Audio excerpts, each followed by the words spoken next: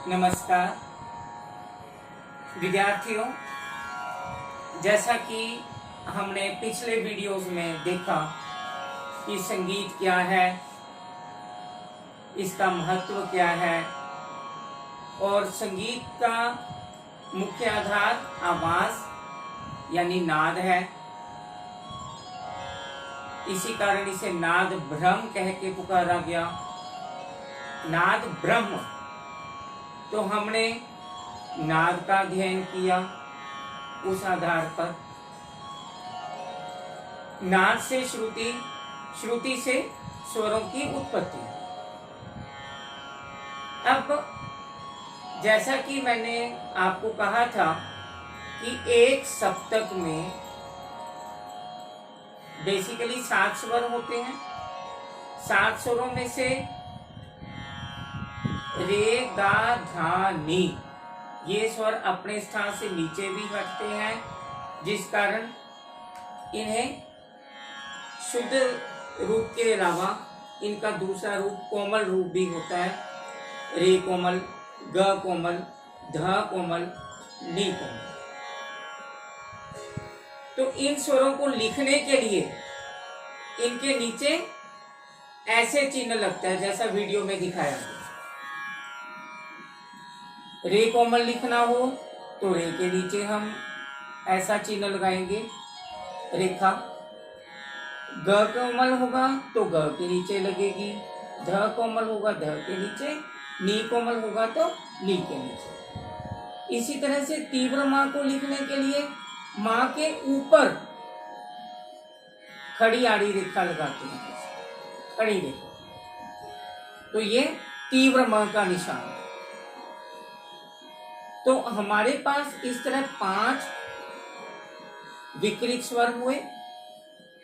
7 शुद्ध स्वर तो है ही है, लेकिन इनमें से 5 स्वर अपने स्थान से ऊपर नीचे हटते रहते हैं, जिस कारण इन्हें विकृत स्वर, शुद्ध स्वरों के अलावा इनका जो दूसरा रूप है विकृत स्वर, उस नाम से पुकारा जाता है।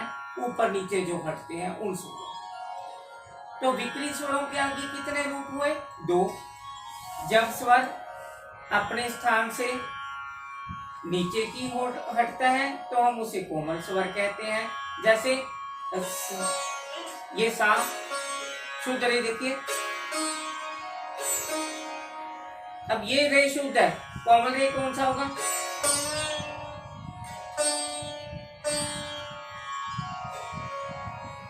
ये कोमल। इसी तरह शुद्ध का, कोमल का,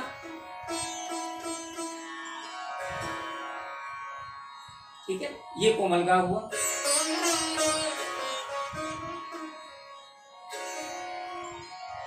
तो शुद्ध मां, ये मां शुद्ध, और तीव्र मां, ये तीव्र मां।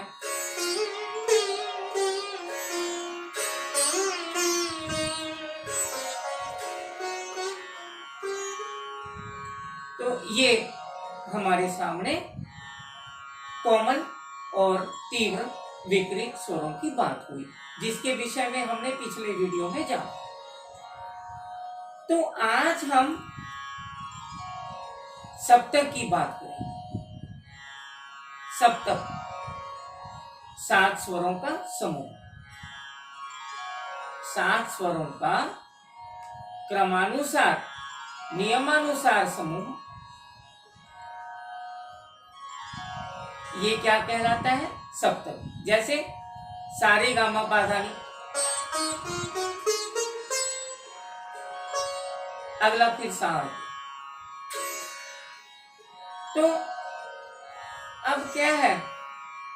सारे गामा पाधानी यानी षड्ज, ऋषभ, गंधार, मध्यम, पंचम, धैवत, निषाद। तो ये 7 स्वरों के जो क्रमानुसार स्वर हैं, इनको हमने छोटे रूप में क्या बोला है? षड्ज को सा, ऋषभ को रे, गंधार को ग, मध्यम को म, पंचम को प, धैवत को ध, निषाद को नी।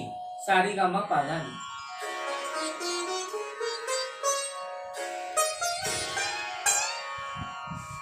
तो अब क्या है, इस सारे गामा पाधा नी, उसके बाद कितने ही ऐसे सप्तक आ जाएंगे, सारे गामा पाधा नी सारे गामा पा, है ना, चाहे सा नी धा पा। तो ये मध्य। अब क्या है, कितने ही सप्तक बनेंगे।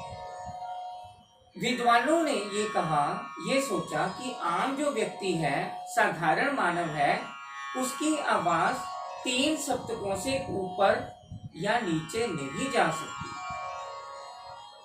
स्पेशल केस भी हैं जिनकी जाती है आवाज, वो हम उसके विषय में मैं आगे बताऊंगा, वीडियो को ध्यान से देखते रहे। तो अब क्या है, सा रे गामा पाधा नी, उसके बाद फिर सा रे गामा पाधा नी आएगा।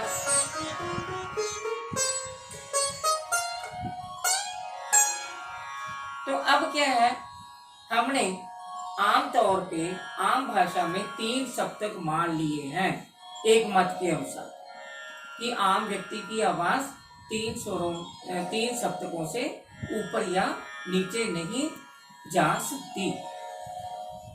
तो ये 3 सप्तक कौन से हैं, मंद्र, मंद्र सप्तक, मध्य सप्तक, तार सप्तक। अब आम आवाज जिसे गाने में कोई परेशानी नहीं आती, अब मैं गा रहा हूं सा रे गा मा पा धा नी, ये क्या है, मध्य सप्तक, क्योंकि इस सप्तक के स्वरों में किसी भी प्रकार का जोर नहीं लगता। आम आवाज जो ना नीची हो ना ऊंची हो, जिसे गाने में गले को या मानव शरीर को किसी भी प्रकार की कठिनाई का सामना नहीं करना पड़ता, कष्ट नहीं झेलना पड़ता, वह क्या है, मध्य सप्तक है। अब सा नी धा पा, सा नी धा पा, ये नीचे, हम नीचे गए संगीत की भाषा। तो ये क्या है, मंद्र सप्तक, सबसे नीची आवाज, यानी कि मध्य सप्तक से दुगुनी नीची आवाज, जिसे गाने में हृदय का जोर पड़ता है, हृदय पर जोर पड़ता है, यहाँ पे छाती पे, हृदय पे, दिल पे, वह मंद्र सप्तक है। तो इस सप्तक के स्वरों को लिखने के लिए इनके नीचे बिंदु लगता है, जैसा कि आप वीडियो में देख सकते। तो इन स्वरों के, जो मंद्र सप्तक के स्वरों के नीचे बिंदु लगता है, जैसे मंद्र पा लिखेंगे तो प के नीचे बिंदी लगाएंगे, ध लिखेंगे ध के नीचे बिंदी लगाएंगे, नी लिखेंगे तो नी के नीचे बिंदी लगाएंगे। तार सप्तक के स्वरों को मध्य सप्तक के स्वरों को लिखने के लिए कोई भी निशान नहीं लगता। अब क्या है, सा रे गा मा पा धा नी, ये मध्य सप्तक है। उसके बाद सा रे गा मा पा, ये क्या है, ये तार सप्तक। यानी कि इस सप्तक की आवाज हम परिभाषा क्या करेंगे कि मध्य सप्तक के स्वरों से दुगुनी ऊंची आवाज, जिसे गाने में तालु का जोर लगता है, कंठ तथा तालु का, और जिसे गाने के लिए चिल्लाना पड़ता है, सारे गा। आमतौर पे विद्यार्थी लोग चिल्लाते हैं, चीखते हैं, क्योंकि उनको अभी एकदम से आवाज पे कंट्रोल नहीं करना आता। तो ये क्या है, तार सप्तक है। तो इस सप्तक के स्वरों को लिखने के लिए स्वर के ऊपर बिंदी लगती है, बिंदु लगता है, जैसे सा रे गा, तो चिन्ह आपने देख ही लिया। तो इस तरह से मध्य सप्तक क्या हुआ, वह सप्तक जिसे गाने में किसी भी प्रकार का कोई कष्ट नहीं झेलना पड़ता मानव शरीर को, वह मध्य सप्तक है। और मंद्र सप्तक क्या है? मध्य सप्तक के स्वरों से दुगनी नीची आवाज जिसे गाने में हृदय पर जोर पड़ता है, वह मंद्र सप्तक है।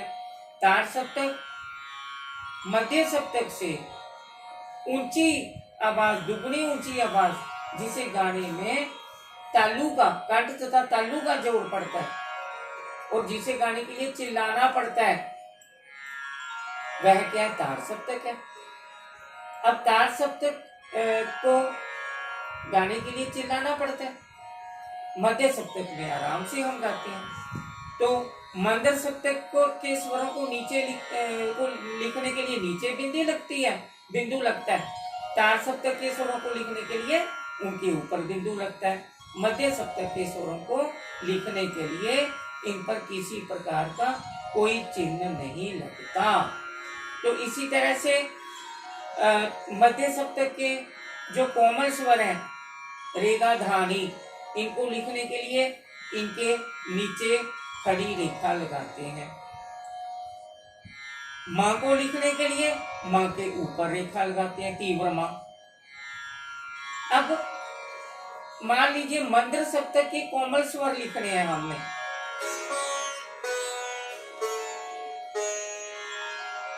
सा नी धा पा, नी धा पा तो एक ही होता है, सा पा तो कहीं नहीं चलते, अपनी जगह पे अचल स्वर है। नी धा नी धा, तो इनके नीचे क्या लगेगा? बिंदी और उसके नीचे लाइन। इसी तरह माँ के नीचे क्या लगेगा? माँ मतलब नीचे बिंदी लगेगी और इसके ऊपर तीव्र माँ लगेगा और खड़ी रेखा लगेगी। इसी प्रकार सारेगा, ये तार सप्तक के स्वर है। तो इनको लिखने के लिए क्या लगेगा? कोमल रे को लिखने के लिए ऊपर बिंदी, नीचे खड़ी रेखा। ग, कोमल ग लिखने के लिए तार सप्तक का ऊपर बिंदी, नीचे खड़ी रेखा। तो इस तरह ये चिन्ह, ये जितने भी मैंने आपको चिन्ह बताए हैं, ये चिन्ह पंडित विष्णु नारायण भातखंडे जी की स्वरलिपि पद्धति के। आमतौर पे हिंदुस्तानी संगीत पद्धति में कुल कितनी पद्धतियां प्रचलित है? वैसे तो कई पद्धतियां, नोटेशन पद्धतियां, स्वरलिपि पद्धतियां, लेकिन हम सिर्फ 2 पद्धतियां इस्तेमाल करते हैं, पंडित भातखंडे जी की स्वरलिपि और पंडित विष्णु दिगंबर पुरस्कार पद्धति। तो वैसे आमतौर पे हम इन 2 विद्वानों का ऋण चुका नहीं सकते, जिनके प्रयत्नों के कारण आज हम लोग स्कूलों कॉलेजों में संगीत हम सिखा रहे हैं, विद्यार्थी सीख रहे हैं। हम भी वैसे तो सीख रहे हैं और इंसान हमेशा एक विद्यार्थी ही रहता है संगीत में। तो हम इस तरह से कहने का अभिप्राय है कि आज हमने सप्तक की बात की। ये जैसे राग शुद्ध सप्तक हमारा कौन सा है? बिलावल।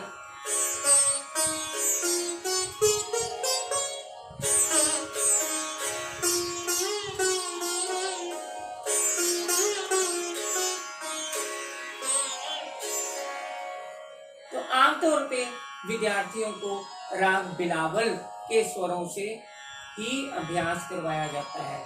सबसे मध्यकाल में क्या था? शुद्ध स्वर सप्तक किसको माना जाता था?